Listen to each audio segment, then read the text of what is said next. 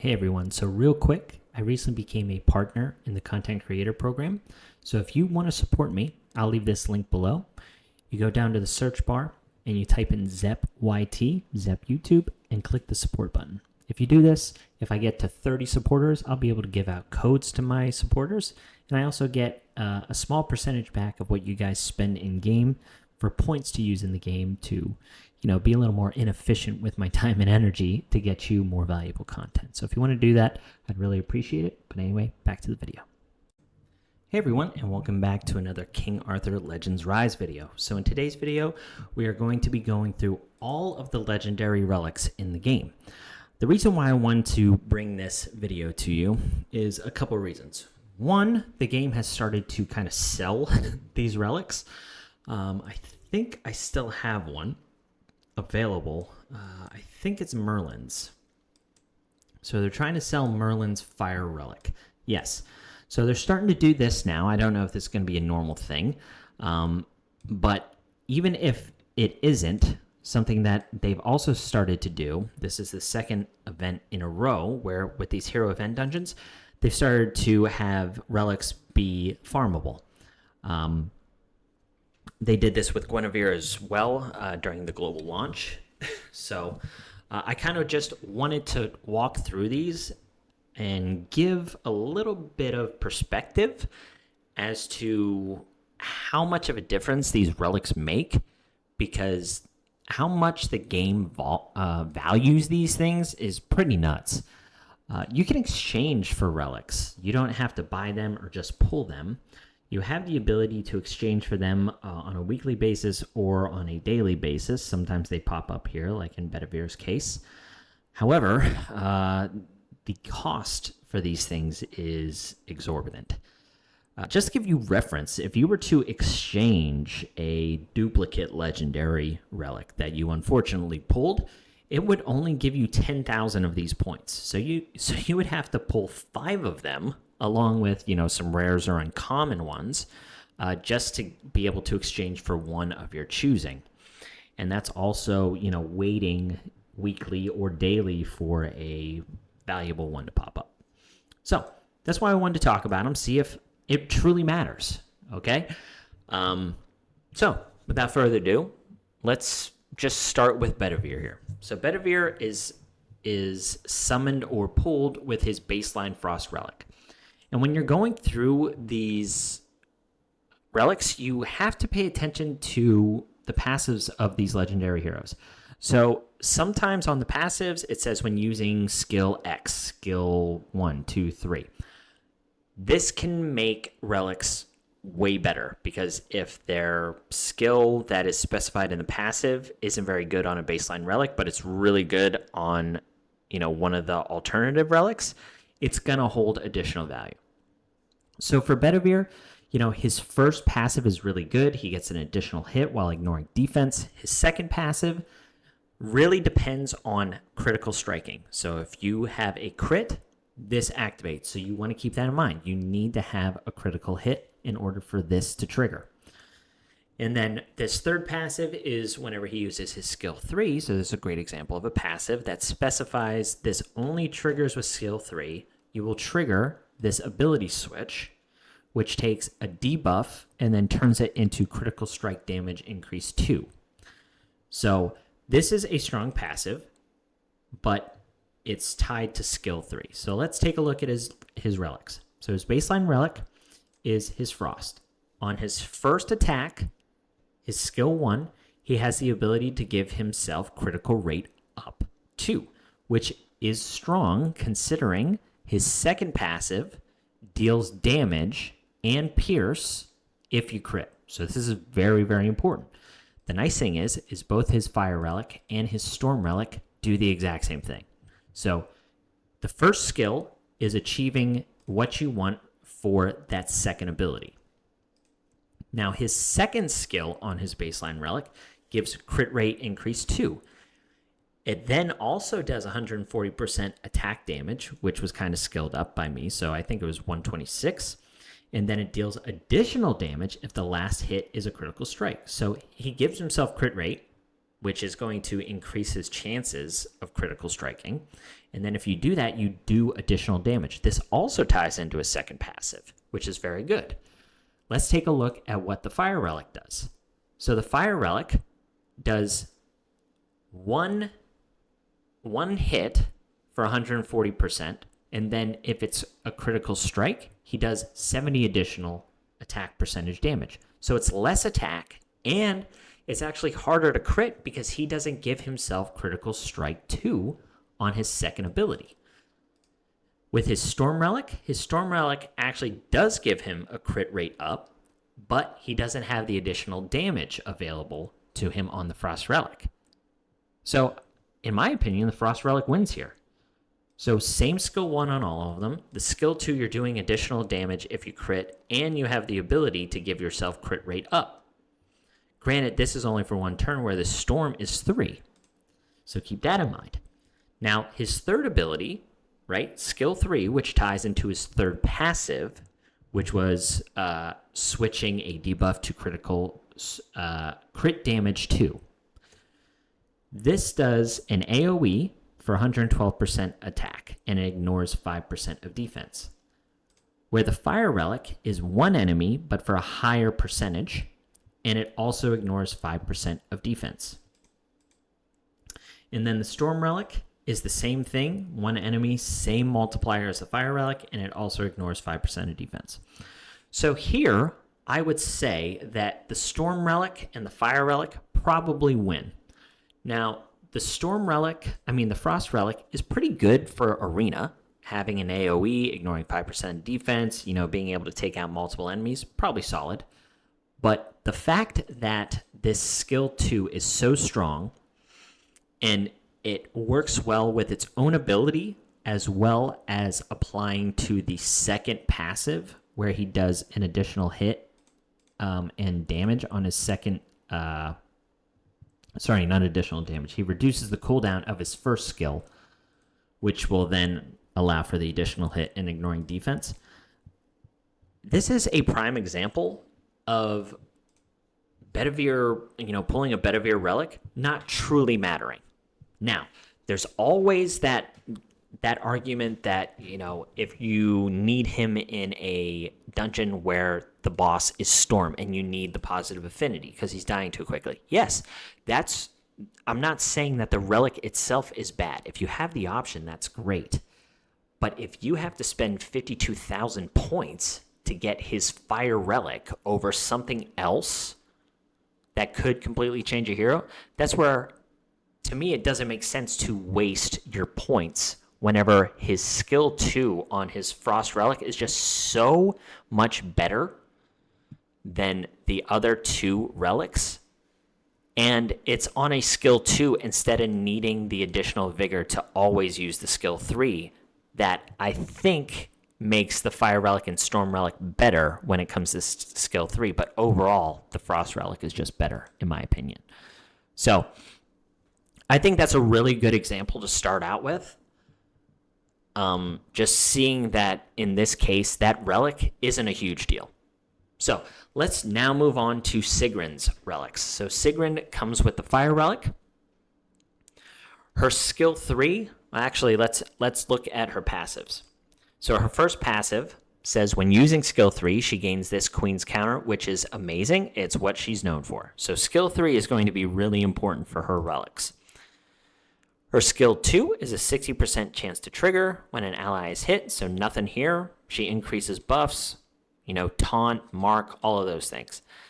And then her third skill is just when she's hit at, she has a 10% chance, blah, blah, blah, if she's below 30% HP. So nothing skill related, nothing critical, rate related, nothing of that nature. The only thing that we need to really kind of look out for is skill 3. So her baseline Fire Relic, skill 3, is a charge attack, so she has to take 2 turns.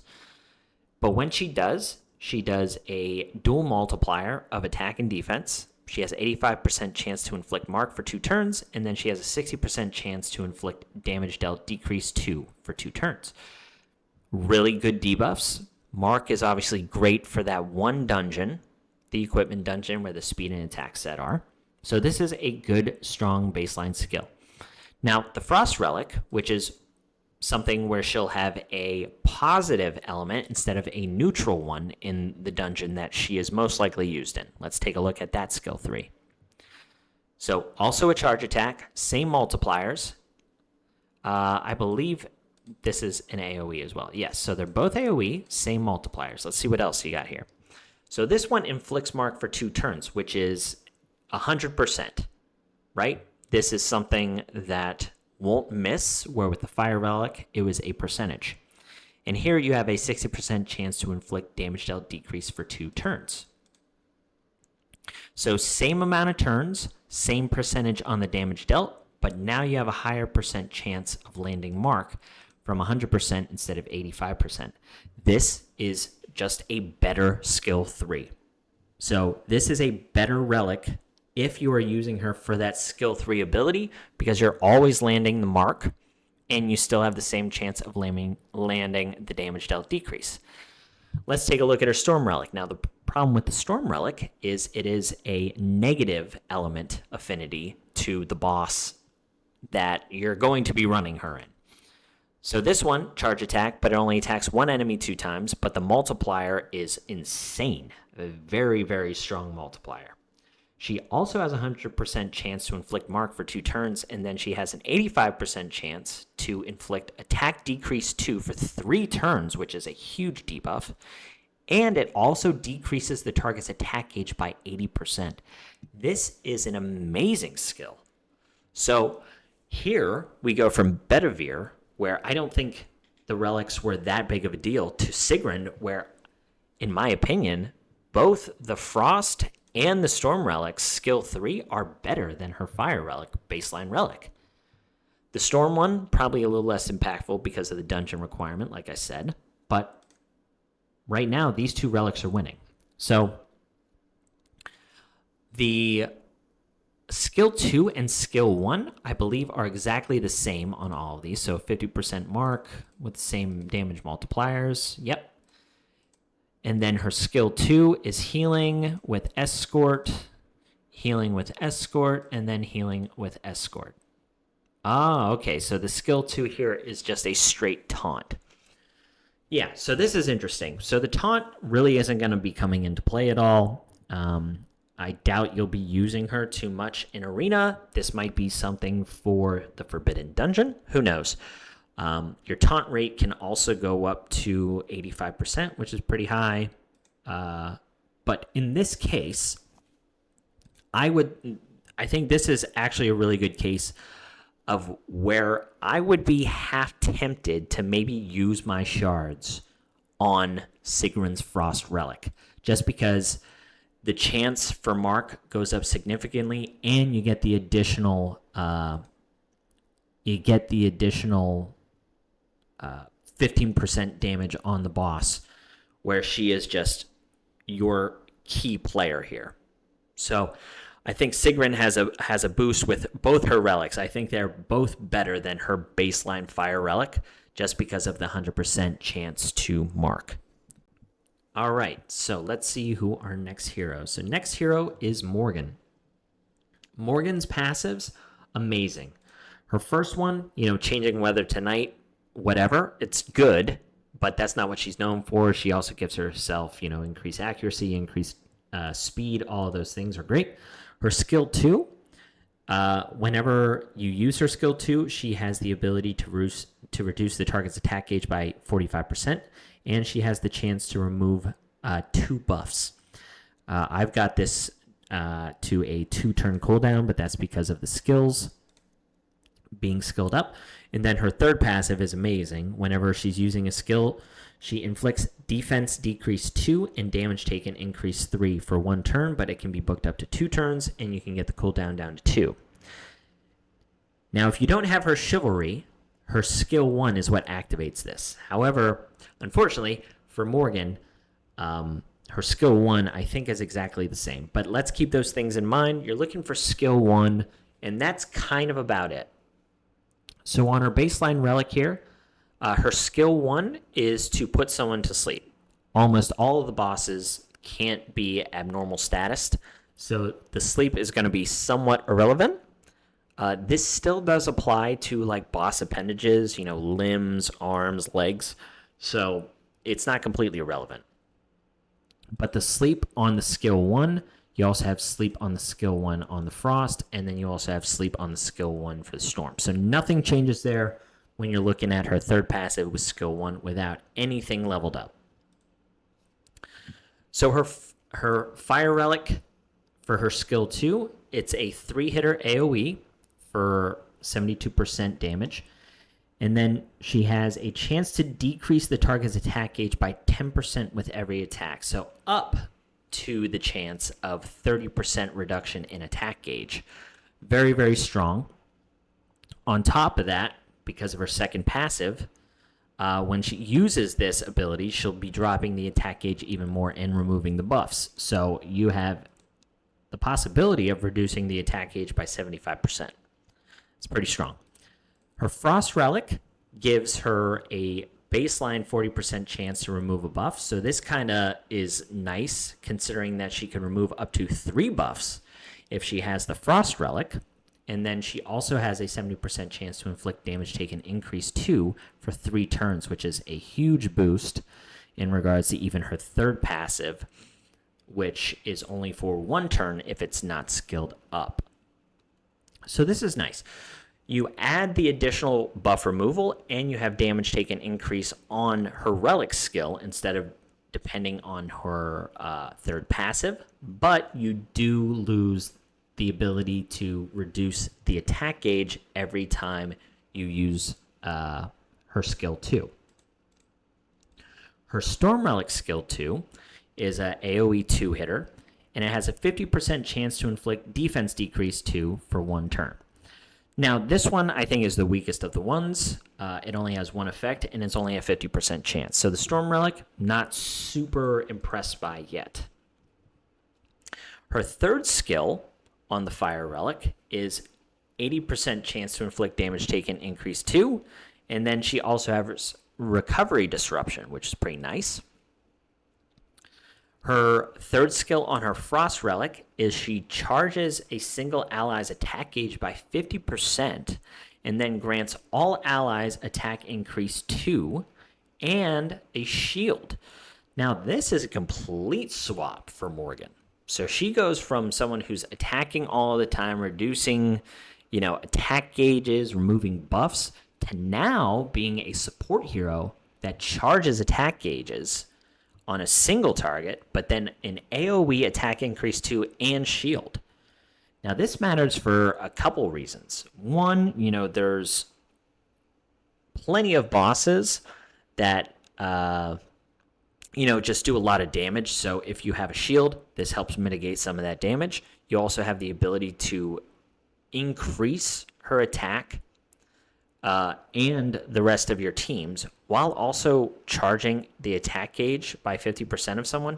Attack gauge increase in this game is a bit broken, so anyone who has a skill like this, you really have to pay attention. So the Frost Relic here is very strong. You have a bunch of different things. You have buff removal, you have damage taken increase 2, and then you also have the ability to buff your own teammates and the attack gauge. This Frost Relic is very strong. And then the third skill on the Storm Relic is an AoE, Recovery, Disruption, and Sleep. So in my opinion here, the Storm Relic is fairly weak. I'm not a huge fan of this one. The Frost Relic, you probably have a case that it is very, very strong. With Morgan being a flame or fire element to start off, if you have the frost, she's much stronger in any of those frost dungeons. Anything like Aldry, the second equipment dungeon, all of these things are pretty nice. And this skill on her Frost Relic also allows her to remove an additional buff from the fire dragon in the equipment dungeons, and she'll be a positive element. So the Frost Relic here is actually pretty strong in my opinion. The Storm, I think, is certainly the weakest, and the Fire still might even be the best because of the attack gauge reduction. But if you had a Morgan with a Frost Relic as well as a Fire Relic, I think that would cover a lot of bases. All right, next hero. Next we have Aine. So Aine, I made a video on, amazing supporter. Let's talk about her passives real quick. So her first passive mentions skill 3. If she uses skill 3, she does a 2-hitter AoE, and it does damage based on resistance because I have her on a chivalry. She also has a passive that mentions skill 2. So now we have a character that mentions skill 3 and skill 2. This gives counterattack trigger chance and then also crit damage increase. And then her third passive just increases buffs, and then it removes a buff from an ally. So even though this doesn't mention any specific skill, the fact that it increases buff durations, we're going to be looking for buffs that Aine gives to kind of pair with her third passive. So her baseline relic is her Frost Relic. And in Aine's case as well, her skill 1, the chance to give abnormal status immunity, is exactly the same on all of her relics, so we don't have to go over those. So her second skill, she has 100% chance to remove 1 debuff and then 1 damage over time debuff from all of your allies, and then she has a 60% chance to grant the allies, all of your allies, attack increase 2. Very strong second skill. This also triggers her second passive that gives the critical strike damage and critical strike, and counterattack chance. So let's keep that in mind. Her Fire Relic removes 1 debuff and then 1 abnormal status. So it trades the damage over time removal for abnormal status removal, which is very hard to find in this game. I mentioned that when I did her overview. And then she also has a chance to give a buff of attack speed instead of normal attack. So this is a very interesting skill too for Aine. Her Storm Relic has the ability to remove 2 damage over time debuffs and also a chance to remove abnormal status. However, her Storm Relic only targets an ally. It does not target everyone. So she also has the ability to grant somebody a critical strike rate increase 2 for 2 turns to an ally. So even though you're removing 2 damage over time and an abnormal status, and you get a buff, it's only for 1 ally. I think the skill 2 on the Storm Relic is actually quite weak. So on her Frost Relic, she gets additional buffs of defense increase 2, effect resistance increase 2, and DOT immunity for 1 turn, which can be skilled up to additional turns. So this is very strong. It's even more buffs. So on her skill 2, she has the ability to give attack up, along with the skill 2 passives of the crit strike and counterattack, and now defense, effect resistance, and DOT immunity. So it's just like buffs galore, which plays really well with her third passive that could increase buff durations. However, her Fire Relic is a damage dealing ability, and it also gives the chance to give abnormal status immunity for 2 turns. So a rarer buff in regards to abnormal status immunity, however, a 60% chance instead of 100% with the Frost Relic. But this is additional damage, which ties into her skill, her passive 1, where if she uses her skill 3, she does an AoE 2-hitter. So you get more damage out of the Fire Relic with a rarer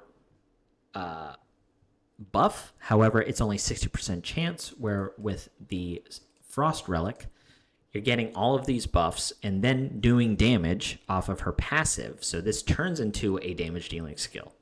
Right now, in my opinion, I think this Frost Relic is probably a little bit stronger. And then her Storm Relic is an AoE, just high damage multiplier, and then also a debuff immunity for 2 turns. So that is a very strong buff. So Aine is kind of like all over the map, right? On her Frost skill 3, she's adding tons of buffs.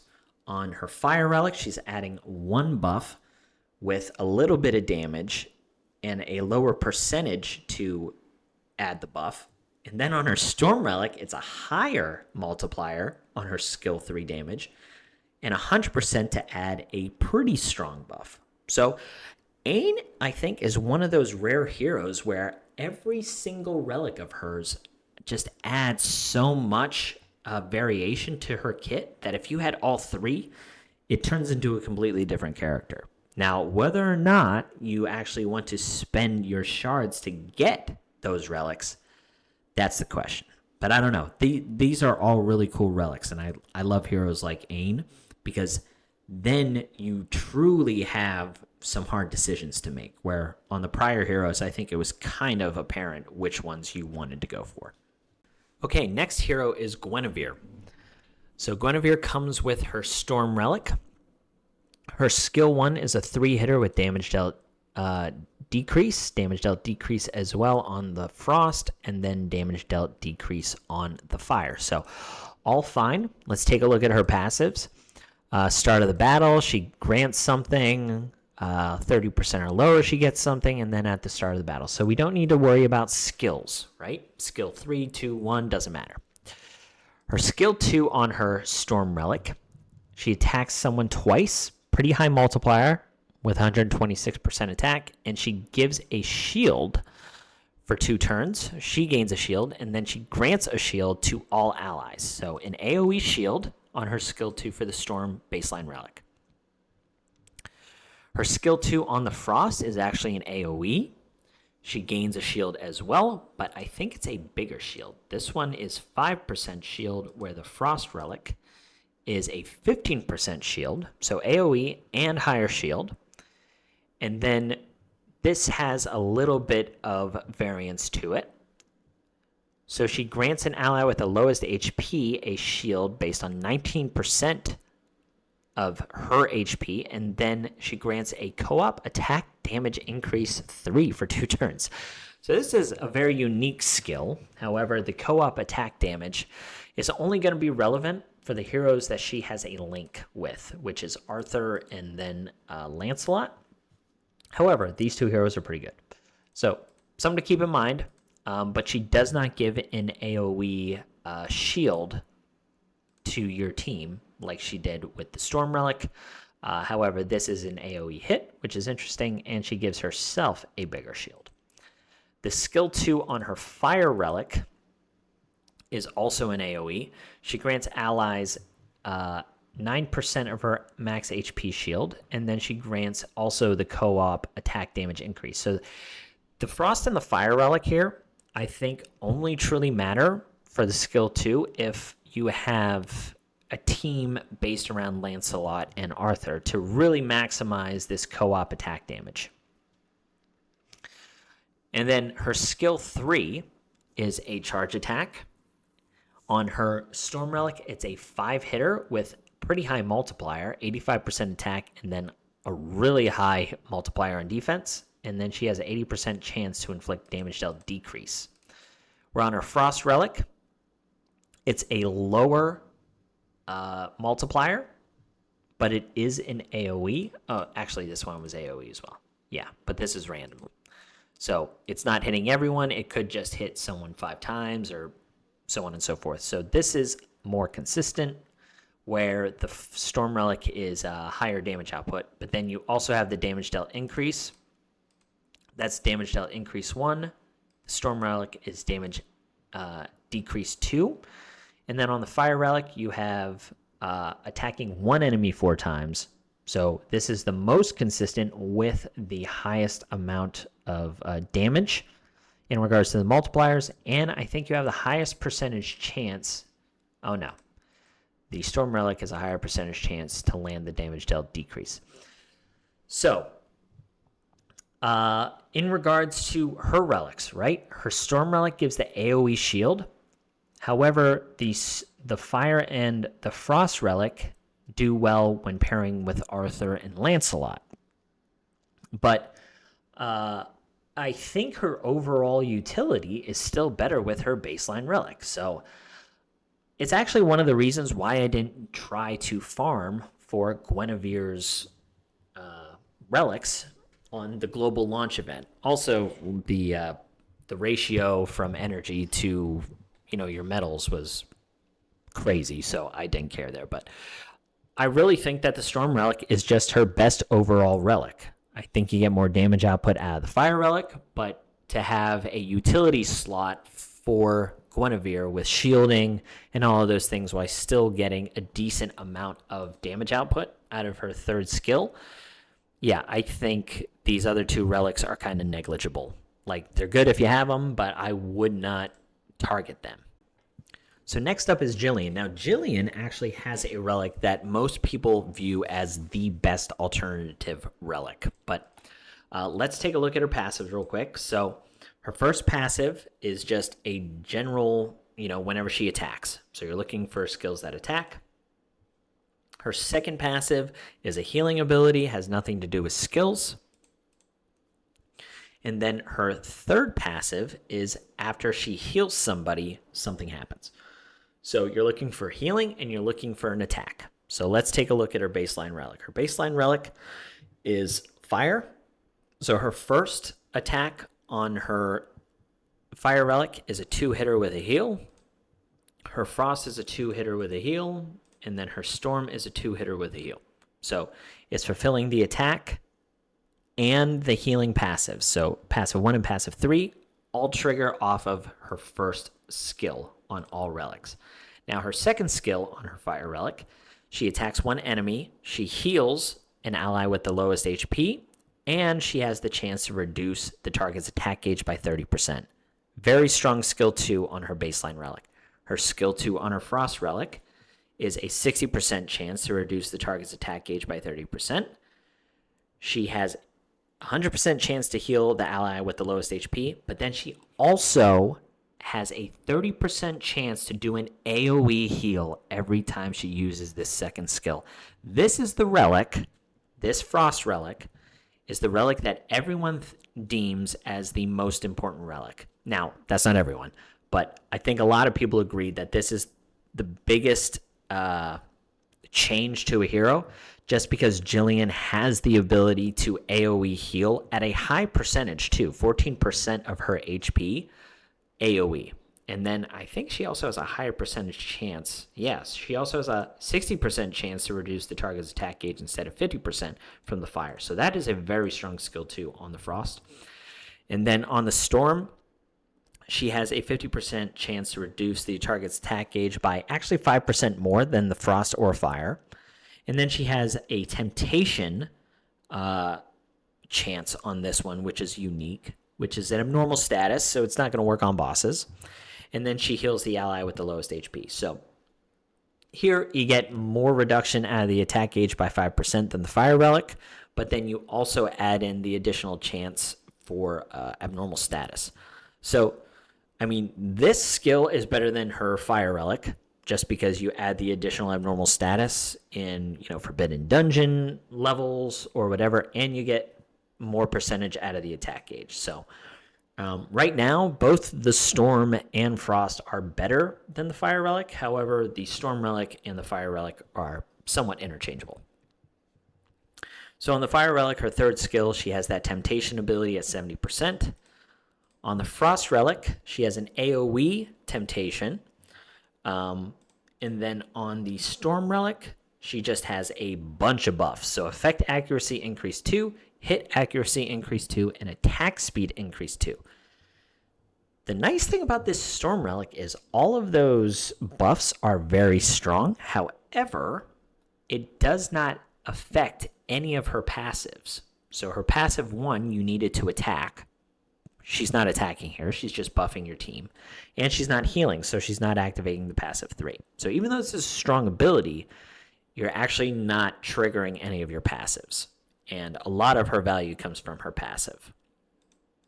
So yeah, I think in this case, because that second skill from the Frost Relic just has the ability to AoE heal, I can see why people deem this as a very, very strong relic, and usually one of the ones that you look out for. So I think that makes sense. This is a really unique, strong case for Jillian.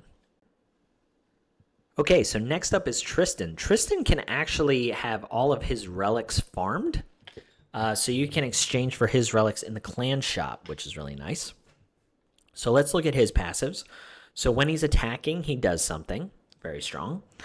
If he attacks someone with protection, doesn't really have anything to do with his skills. And then also when attacking, nothing really happens. So he just needs to be attacking. I think all of his relics do attacks.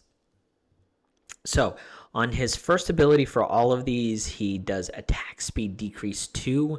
That's an 80% chance, 50% chance on the frost, and then 50% chance on the fire. So his baseline storm relic has the highest percentage chance to land this debuff, but all three of these relics have the same debuff on the skill 1.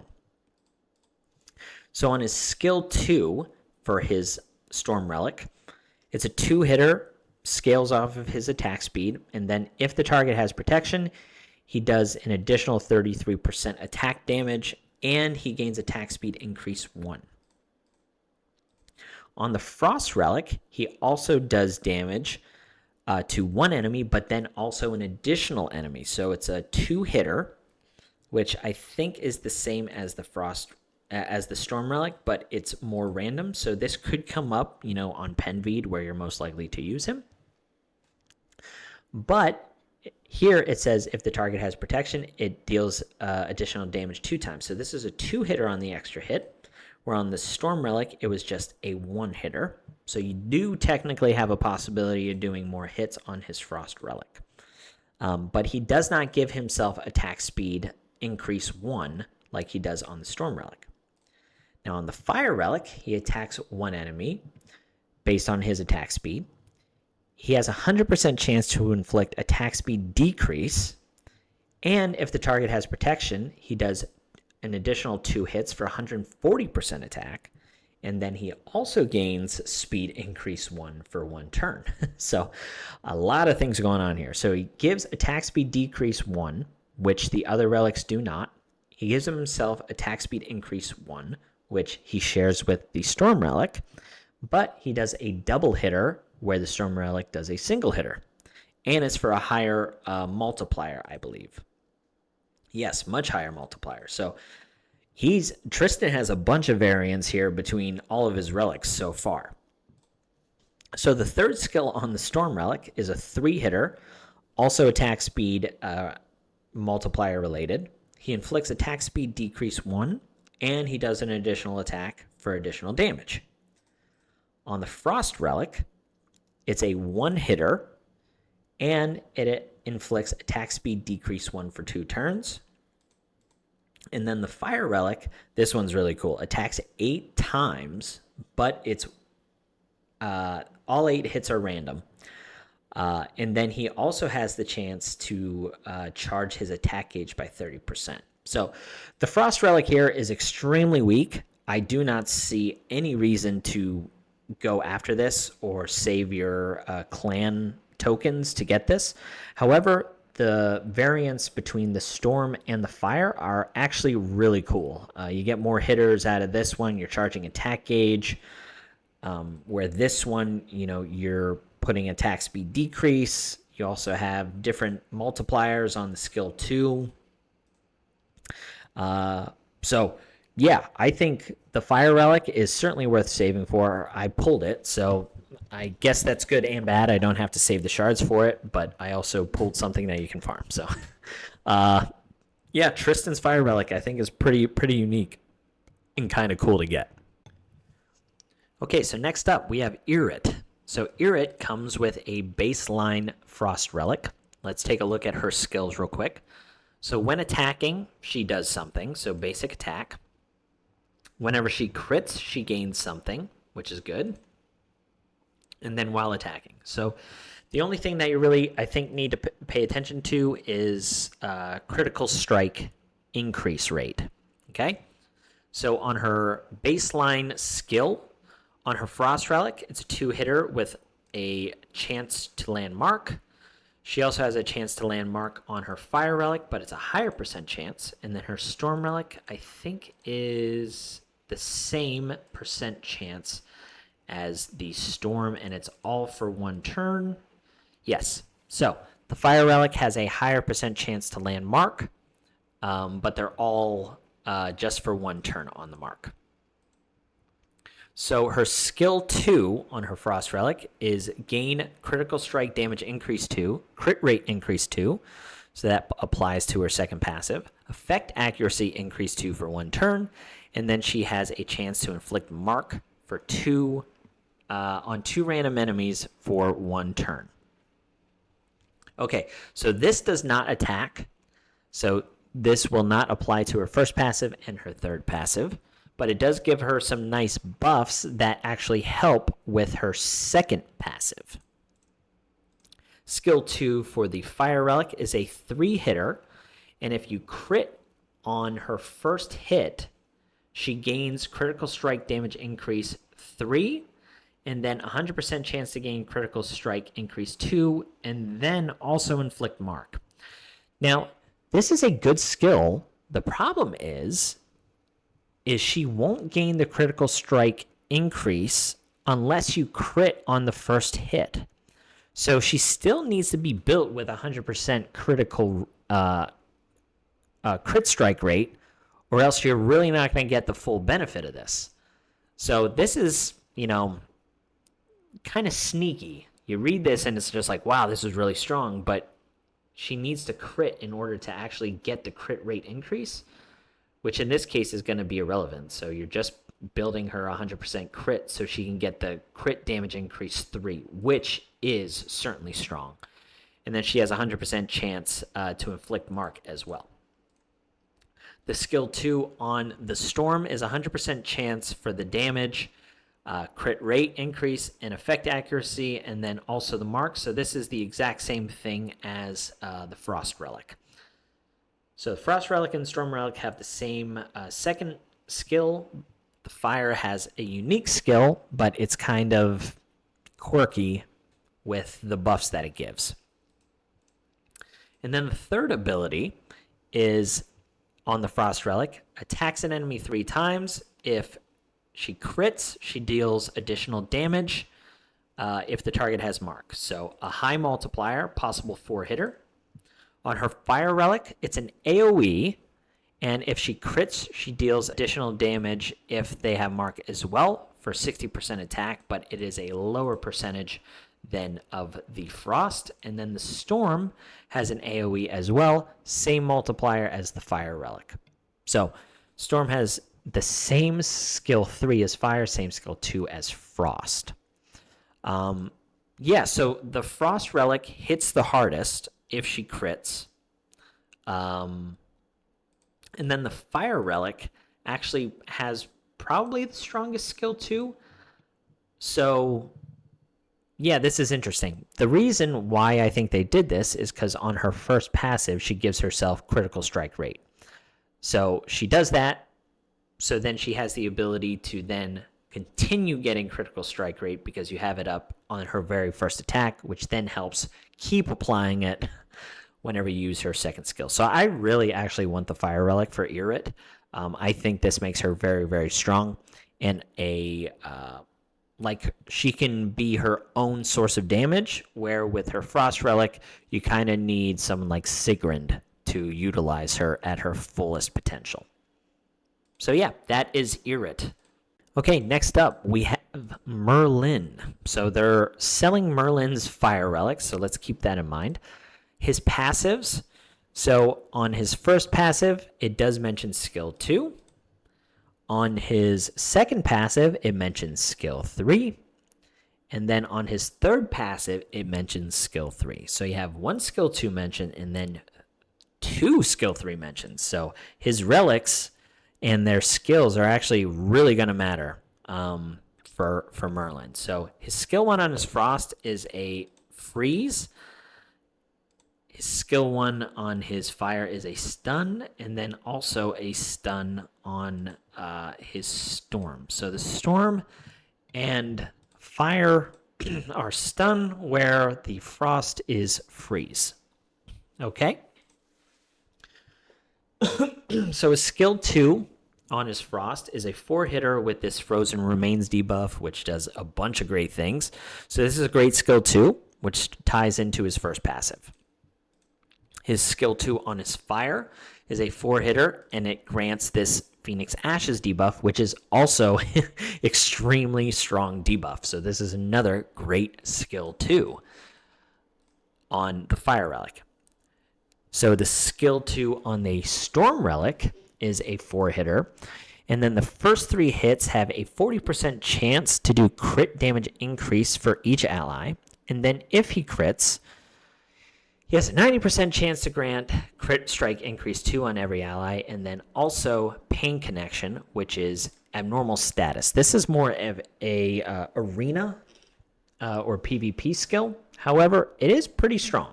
So this also ties into the first passive. Now his skill 3 on his Frost is a AoE freeze.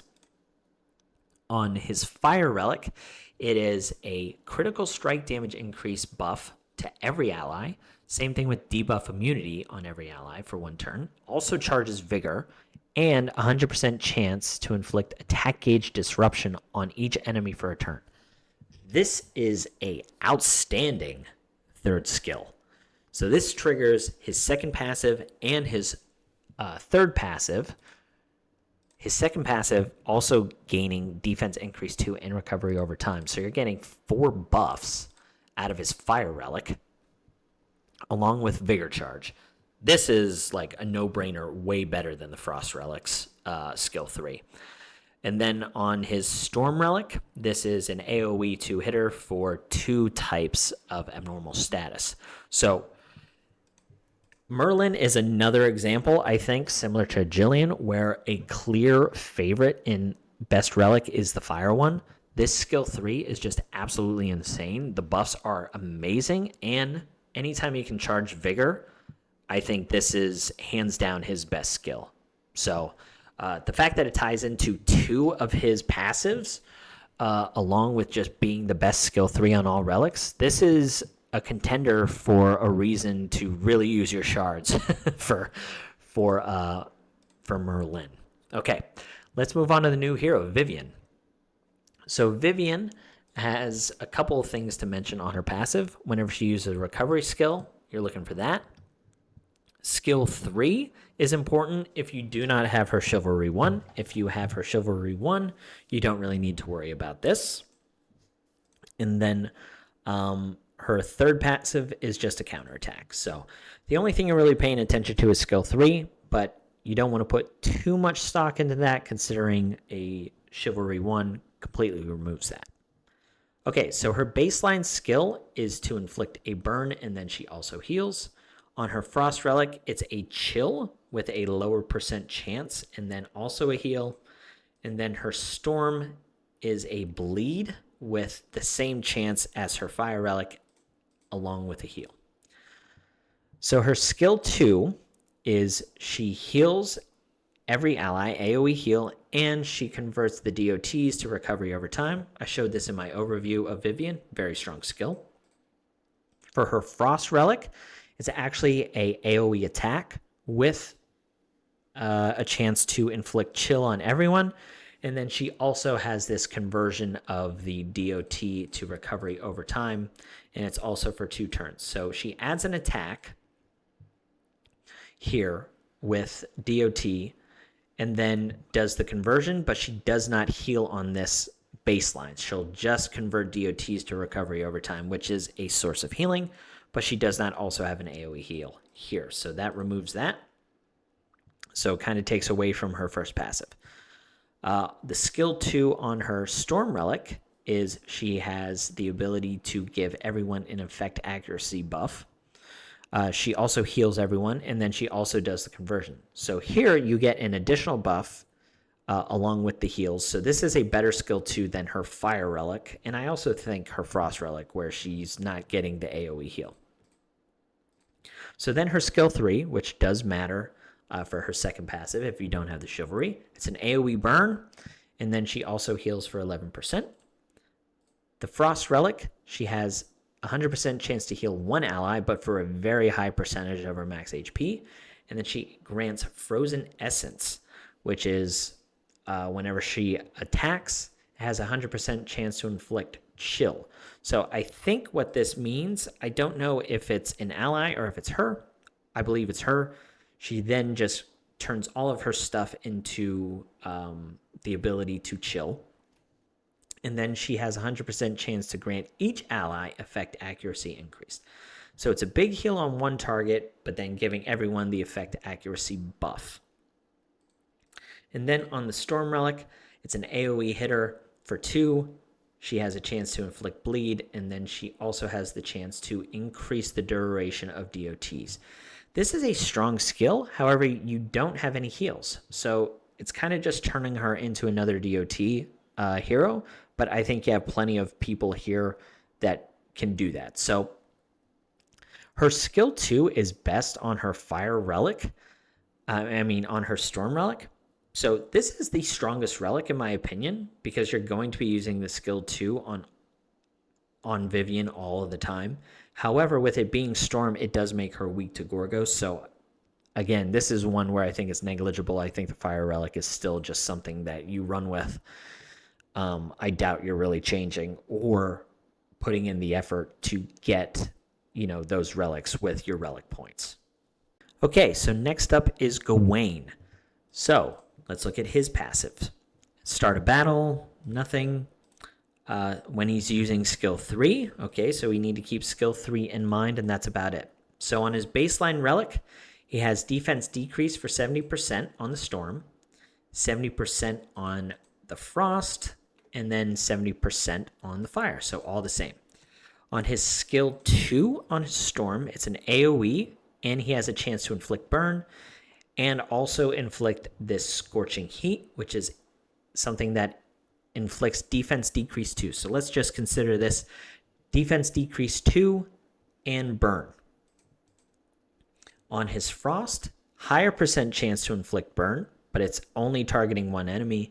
And then also he has the ability to inflict defense decrease 2 for 2 turns, where on the Storm it's only 1. So single hitter, however, longer turns for the defense decrease 2 on the Frost, which is better in my opinion. On the Fire, it's a triple hitter AoE, and then also a 2-turn defense decrease 2 with the same percentage for burn. So you're getting more turns with the same exact ability as the Storm Relic here, except it's a 3-hitter instead of a 2-hitter, so slightly higher percentage in damage. And then the third skill, which does tie into one of his passives, on his Storm, it's an AoE 2-hitter with Burning Sun, which is buff removal whenever hit. So buff removal and then AoE hit. On the Frost, buff removal for 1 turn, and then also AoE hit. And then on the Fire Relic is a single hitter, much higher multiplier, and then also buff removal. So Gawain, I think, is also kind of interchangeable. You're just utilizing the relic change just for the elements. But yeah, to spend your shards on his relics, I don't think really matter.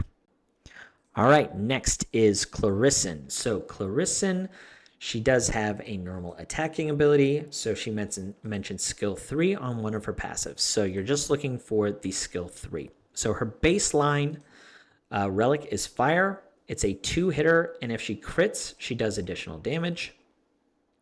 On her Frost, also a 2-hitter with additional damage on the crit. And then same thing on the Storm Relic. I think the multipliers are also the same. Okay, skill 2, AoE, and then crit rate increase 1 on herself for 2 turns. Okay. AoE, crit rate increase for 2 turns as well on the Frost. And then this is an AoE, but here it's a crit strike resistance decrease. Interesting. So that is for 3 turns on the debuff, and these are only 2 turns for the buff. Now, skill 3, which ties to her passive, 3-hitter, defense decrease 2 for 3 turns, 30% chance, where this is also a defense decrease. So you have some overlap here, which is kind of interesting. High multiplier, though. So her Frost Relic charges her attack gauge by 50%, and has a very high damage multiplier. This one's cool because you're charging her attack gauge while also inflicting the defense decrease from her passive. And then her Storm Relic is a 3-hitter with a pretty high percentage multiplier, and then a 50% chance to inflict evasion rate decrease. So that's, I mean, an interesting debuff. Here, I think the Frost Relic's very strong. Like this attack gauge charge as well as a high multiplier that ties into her passive, this would be a nice one to get, and thankfully I did. So maybe on the hero overview, we'll talk about this one, in a future video. So this one's interesting. I still don't think it's worth, spending shards on because it's not that much of a difference. It's just higher damage output with that attack gauge, where this one is an overlap, which is kind of interesting. But yeah, so that's Clarissan's. Okay, let's move on to Claudis. So Claudis, on her passives, this is just an attack. She mentions skill 1 here. And then here she mentions skill 3. So on her skill 1, she's reducing attack gauge by 15% on her Fire Relic, which is her baseline. This is 15% attack gauge as well. And then on the Storm Relic, it's also 15%. So all skill 1, which ties into her passive, are exactly the same. So her skill 2 is an AoE that reduces the target's attack gauge by 20%, and it grants all your allies attack speed increase 1. That is a pretty strong skill 2 ability. Sadly, it doesn't tie into any of the passives.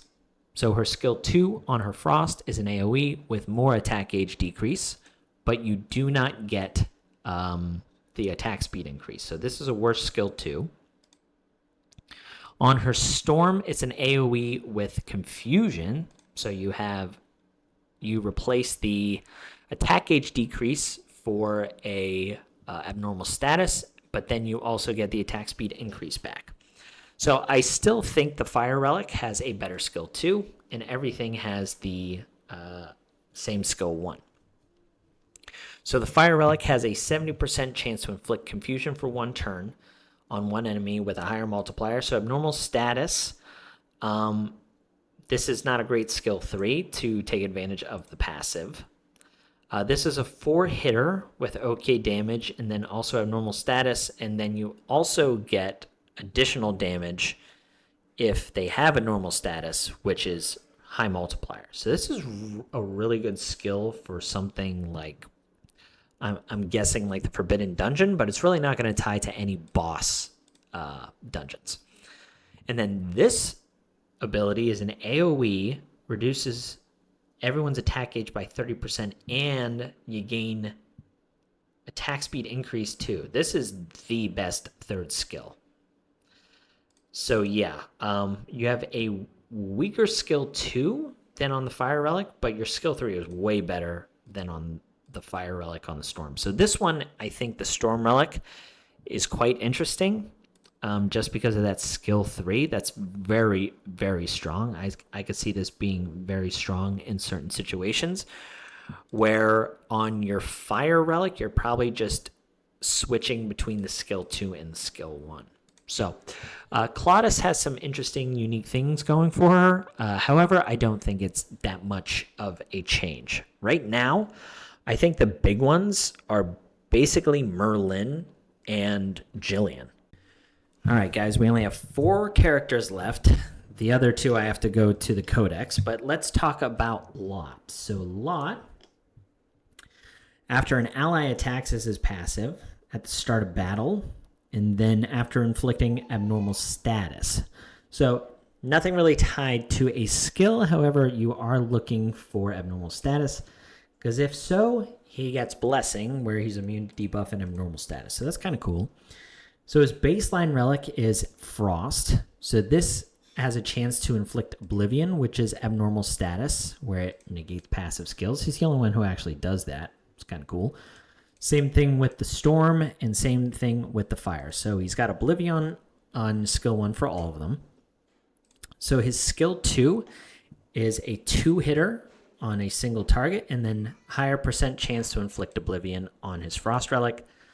On his Fire Relic, he actually inflicts Brainwash instead of Oblivion. So a little more variance to the Fire Relic than the Frost, because now you can do Brainwash instead of Oblivion on 2 skills. And then on the Storm Relic, it's a triple hitter, and he has a chance to inflict effect resistance, decrease 2. Nothing really to write home about, in my opinion. Nothing great. On his Frost Relic, his 3rd skill, he has a bunch of buffs. So effect accuracy increase 3 on all allies, magic infusion, bitter cold, which is a chance to apply freeze. And if not, you then apply attack speed decrease, and then abnormal status immunity, which again, pretty rare skill. So that's a nice buff. On his skill 3 for the Fire Relic, 50% chance to inflict Oblivion on everyone. So that's actually a really interesting skill. It can be skilled up to 80%. And then his Storm Relic is a single target Brainwash. So none of his relics I don't think are great. Like his Frost Relic adding these buffs is pretty cool. And then the Fire Relic having the AoE Oblivion, I think is really nice for like Forbidden Dungeon. There's a bunch of higher levels where, passive skills really get interesting. So this could come in handy, but Lot is just, he's so niche that, yeah, you should never be really doing anything for his relics. If you pull them, great, but you shouldn't spend on them. All right, so the last one I have is Lancelot, but we got to go see Sergius and Florentius, which are farmable characters. So for Lancelot, you see skill 3 here, Rain, and then that's about it. So we're looking at skill 3 maybe. So on his baseline, Relic, which is fire, you have a chance to burn. On his Frost Relic, you have a chance to chill. And then on his Storm Relic, you have a chance to bleed. All same percentage chances. On his skill 2, you have the ability to stun on his Fire Relic. You have a chance to chill again on his skill 2 for his Frost Relic. And then again, you have a chance to bleed on his skill 2 for his Storm Relic. So with Lancelot being focused around damage over time, it's interesting that his skill 2 on his baseline relic is abnormal status and not DOT. So his Frost and his Storm Relic, I think, win there. But let's look at the skill 3, which is tied to one of his passives. So skill 3 on his Fire Relic is an AoE, and then it has a chance to inflict burn on each hit, and that's a double hitter. So his Frost Relic is a 3-hitter, and it has a chance to inflict freeze for 1 turn. This does not say on each hit, so I think this is just 1 freeze chance, and that's abnormal status, so you're not getting any DOT on the skill 3 here. And on the Storm Relic, it's an AoE and also abnormal status. So Lancelot's in a weird space. So they add the DOTs on all of the skill 1s. The skill 2s on the Frost and Storm are DOTs, but not on the Fire. But the skill 3, which is tied to his passive, is the only relic that has DOT on the skill 3 is the Fire. So I don't think any of his relics really make much of a difference either. I think his Fire relic's probably his best anyway. All right, now the last 2 that we need to talk about are Sergius and Florentius, which can be farmed. Now, I'm pretty sure Sergius starts with his Storm Relic. So let's take a look at his passives. So when an ally is hit, when attacking, and then when using a skill. So nothing tied to skill 1, skill 2, skill 3. So his baseline skill with his Storm Relic is charges attack gauge. Same thing with his Frost. And then same thing with his Fire. So all the same. So his skill 2 on his Storm is he has a chance to inflict focus target, which is similar to Gawain's ability to remove buffs, which is nice, but then also evasion rate decrease and crit strike resistance. But on top of that, you decrease your passive cooldowns by 2 turns, and you charge the attack gauge by 50%. This skill's pretty nuts.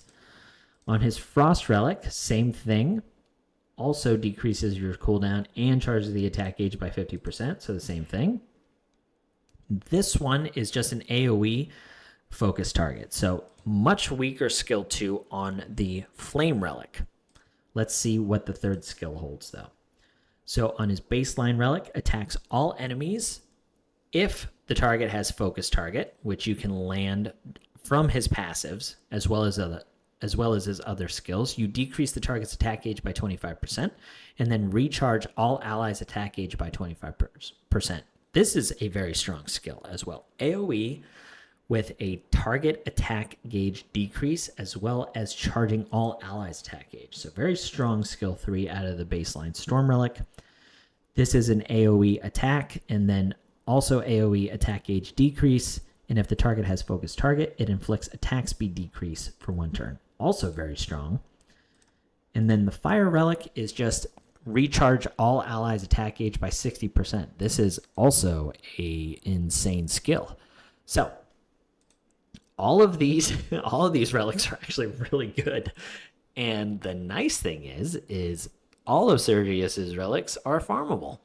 So very nice. Like the fact that you can go and farm these make this character really, really strong. All right. Now Florentius, last one. His passives mention skill 2, skill 2. All right. So, wow, 2 passives for skill 2. Let's look at his skill 1, which his baseline relic is fire, it looks like.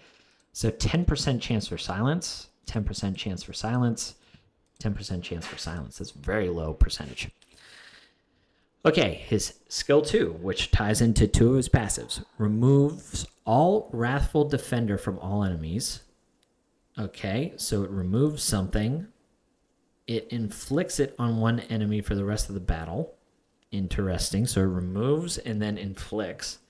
And then you gain Defiant Shout, which is evasion rate decrease. But then you also gain effect accuracy increase. Okay, odd. Second ability on his Frost is an actual AoE. You remove Wrathful Defender, but then 70% chance to inflict effect resistance decrease on all enemies. And then you also have the ability to inflict Wrathful Defender for someone on the rest of the battle, and then also gain Defiant Shout. Okay, so you're actually doing damage on this one, where on the Fire Relic, you don't do anything. No damage, at least, and you get very similar effects from the Frost Relic. Storm Relic, remove all Wrathful Defender, inflicts Wrathful Defender, and then gain Defiant Shout. This is very similar to the Fire Relic. Okay? Skill 3, AoE, 2-hitter, stun, and the chance to inflict Oblivion. Oh, okay, so he actually has Oblivion too, along with Lot. Attacks one enemy for pretty high damage multiplier. This is Freeze and Oblivion. And then the Storm Relic is an AoE Silence. Yeah, I mean, none of his stuff is really interesting. One thing to note is the Frost Relic skill 2 actually does damage, where the other 2 don't. So I don't know if that matters or not, but none of his relics really seem interesting. So recap, guys. Basically, what it seems like is Merlin's Fire Relic is amazing. Morgan's Frost Relic seems pretty strong. Jillian's Frost Relic, top notch. All of Aine's relics are also very, very good. And then all of Sergius's are really good. Other than that, a lot of this stuff is kind of interchangeable. Sigrun has some decent stuff. Tristan's Fire Relic seems pretty interesting. But the whole point is even, do not stress too much about the relics. I would really take heroes' baseline on what they're summoned with, and then also what their passives are saying. That's really the only thing that matters. I think the relics do come into play from time to time, but it's not something that you should stress over too much. I hope you found this enjoyable. I know it was a really long video, but that's all I got for you here today, and I'll catch you on the next one. See ya.